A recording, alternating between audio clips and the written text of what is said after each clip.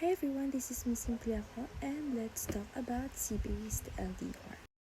So, people always ask me kung ano nga ba ang biggest adjustment ko nung nagsisimula pa lang kami ng boyfriend ko, ngayon asawa ko na, sa pagiging long distance relationship. So, even before nung mag-girlfriend and boyfriend pa lang kami, yung trust ko sa kanya is 100% talaga. And I know, ganun din siya sa akin. More than that, I trusted the relationship we are building together. Siguro kung may isa akong natutunan during our adjustment period, yun yung it's the importance of giving updates. Kasi before guys, hindi talaga ako yung pal-update na tao.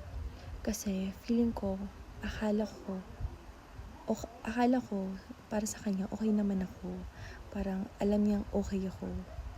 Pero habang tumatagal, doon ko na-realize na, ay, hindi lang pala ako ang nangangailangan ng assurance. Siya rin.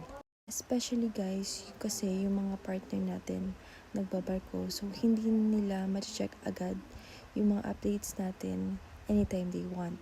So, a simple message like, nakauli na ako, nasa harong na ako, nakakaon na ako.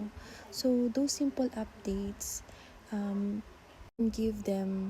already give them the peace of mind.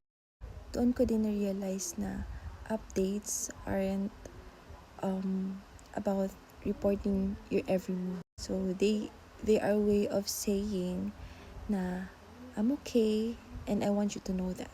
So, looking back, I think that was one of the biggest adjustment we had to make, and I'm really grateful we learned that together, because in a C-based LDR, sometimes the smallest things makes the biggest difference.